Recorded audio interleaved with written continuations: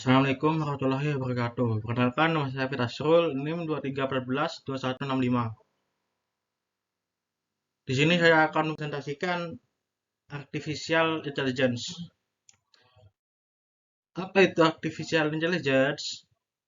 Artificial Intelligence atau kecerdasan buatan adalah ilmu dan teknologi yang bertujuan untuk mengembangkan sistem komputasi yang mampu meniru kecerdasan manusia dalam memecahkan masalah secara mandiri melalui berbagai pendekatan, seperti pembelajaran mesin, jaringan saraf, dan pengolahan bahasa alami guna membangun sistem yang dapat belajar, berpikir kritis, serta mengambil keputusan layaknya manusia.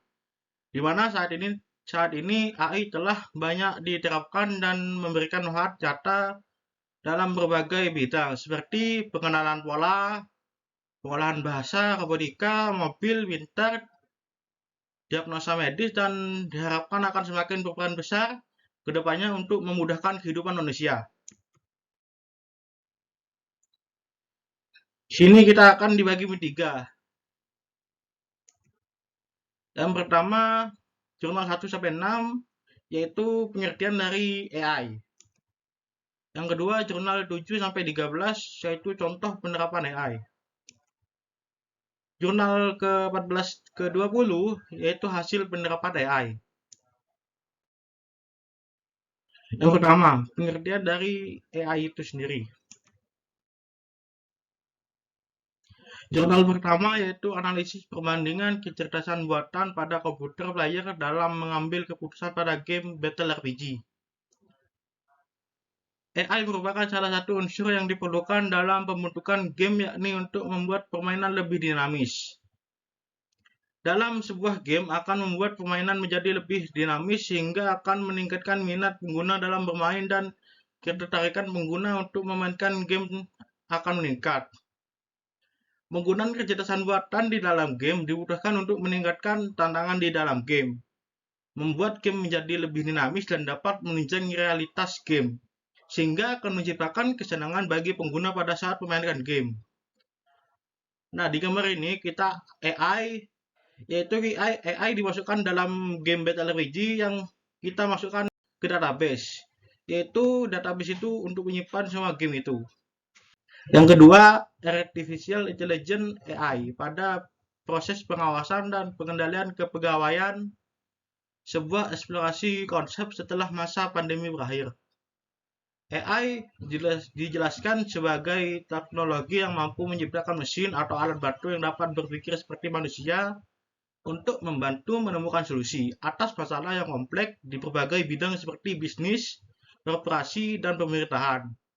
AI diyakini dapat melengkapi kemampuan manusia dengan mengurangi subjektivitas dalam mengambil keputusan serta mampu menyelesaikan masalah yang memiliki tingkat ketidakpastian tinggi.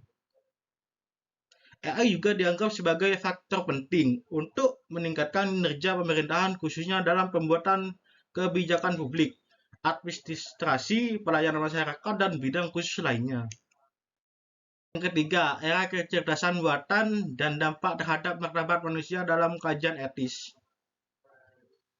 AI pertama kali diperkenalkan oleh John McCarthy pada tahun 1956 dengan tujuan awal untuk menyimulasikan aspek pembelajaran dan kecerdasan pada mesin. Yang dalam pengembangannya, AI didefinisikan sebagai sistem buatan yang dapat menyelesaikan tugas seperti manusia, dengan cara belajar dari pengalaman dan meningkatkan kinerja. Terdapat 3 jenis AI, yaitu AI sempit, umum, dan super yang saat ini mengembangnya masih pada tahap AI sempit dan umum. Data dianggap sebagai bahan bakar utama AI yang terbagi menjadi terstruktur, tidak terstruktur, semi-terstruktur, dan berseri waktu, di mana data penting untuk bisnis, pemerintahan, namun menimbulkan isu privasi. Keempat, implementasi Artificial Intelligence di bidang pendidikan kejuruan pada era revolusi industri 4.0. AI atau kecerdasan buatan adalah istilah yang digunakan dalam Industrial Society 4.0 dan Society 5.0. AI merupakan sebuah program komputer yang melibatkan pembelajaran mesin, perangkat keras, dan perangkat lunak. Dalam pengembangannya, AI menggunakan ilmu yang terinspirasi dari rekayasa terbalik pola neutron yang bekerja di otak manusia.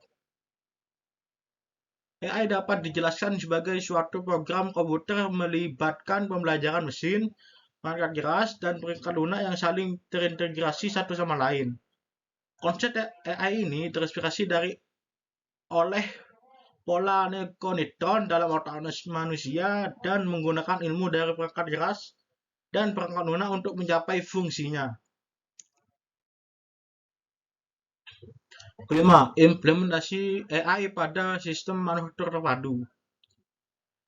AI adalah sistem komputer yang mampu melakukan tugas yang biasanya membutuhkan kecerdasan manusia dengan cara mempelajari, menalar, dan memperbaiki dirinya seperti halnya manusia untuk dapat membuat keputusan atau bertindak berdasarkan pengetahuan dan pengalamannya yang diperoleh melalui proses belajar, berpikir, dan koreksi diri, sehingga dapat menirukan kecerdasan manusia dalam memberikan suatu solusi atas permasalahan.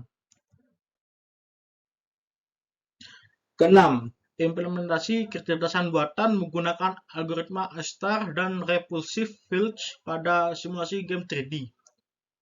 Pengertian AI. Dalam jurnal ini, kemampuan komputer untuk melakukan keputusan dan tindakan seperti manusia dengan tujuan untuk mempermudah kehidupan manusia, serta dapat menggantikan manusia dalam kondisi berbahaya.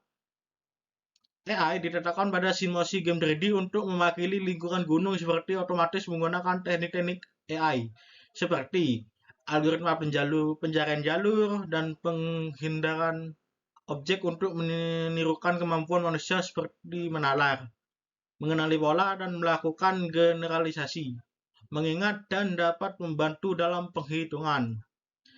Nah, di sini kita lihat AI mencari jalan terbaik melewati gunung. Yang kedua, contoh-contoh penerapan AI. 7. Itu kajian literatur pemanfaatan kecerdasan buatan dalam merespon prioritas pembangunan Kota Bandung. Contoh penerapan.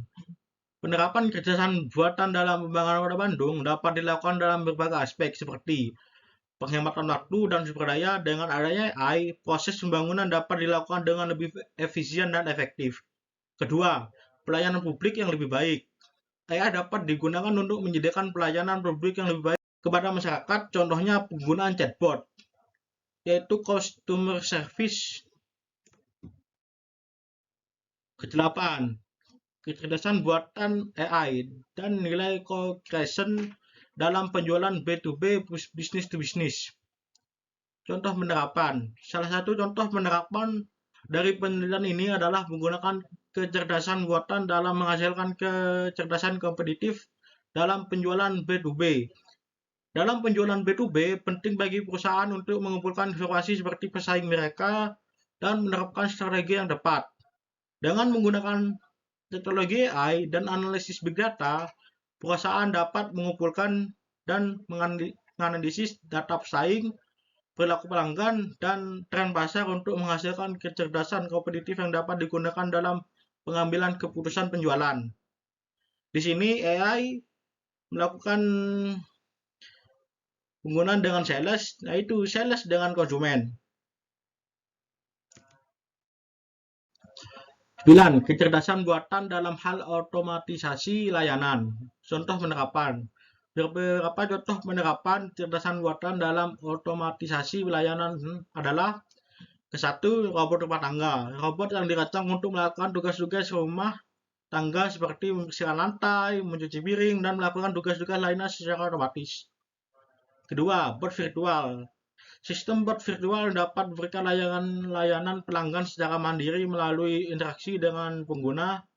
Bot ini dapat memberikan informasi, menjawab pertanyaan, dan menyelesaikan masalah tanpa interaksi langsung dengan manusia.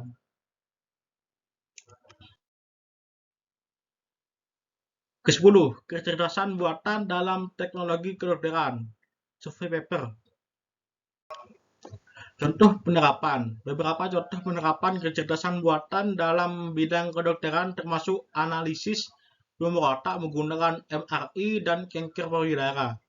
Metode-metode kecerdasan buatan yang biasa digunakan dalam memecahkan masalah diagnostik antara lain jaringan saraf tiruan, ANN, mesin vektor pendukung, support vektor mesin, atau SFM, pohon keputusan, decision tree, dan optimalisasi gerakan partikel.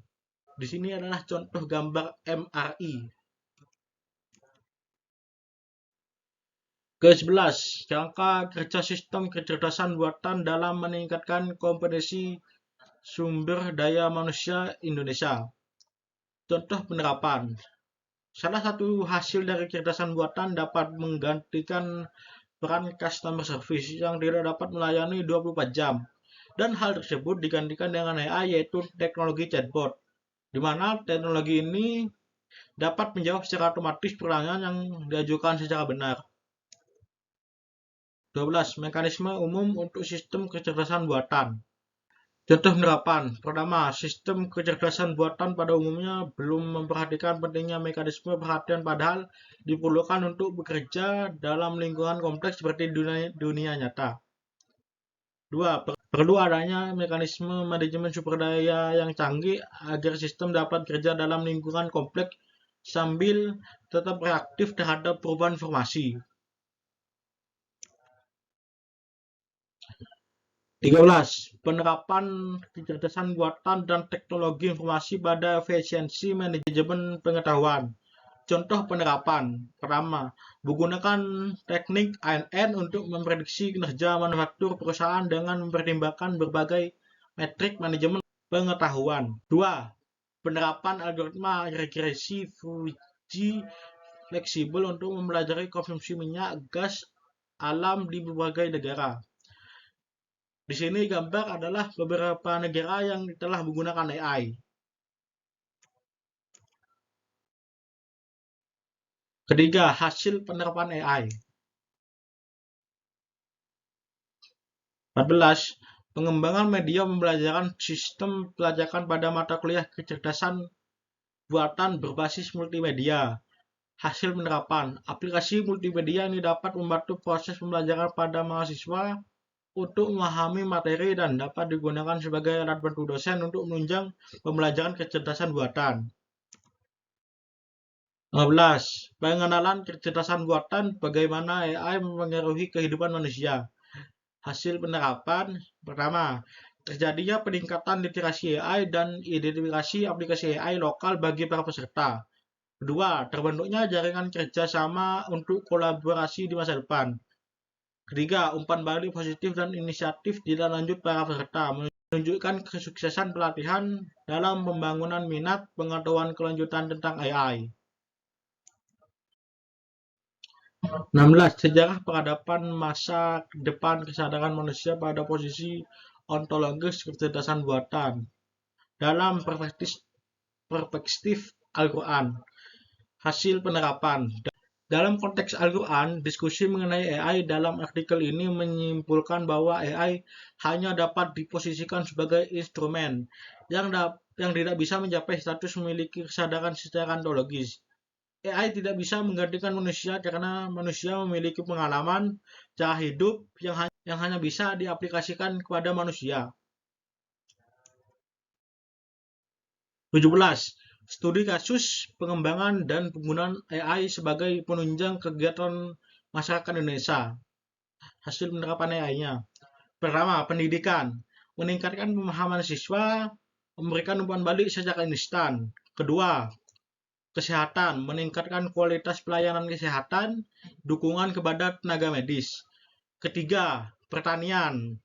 Seperti di Amik sendiri ada IoT yang ada di kebun samping gedung Amik.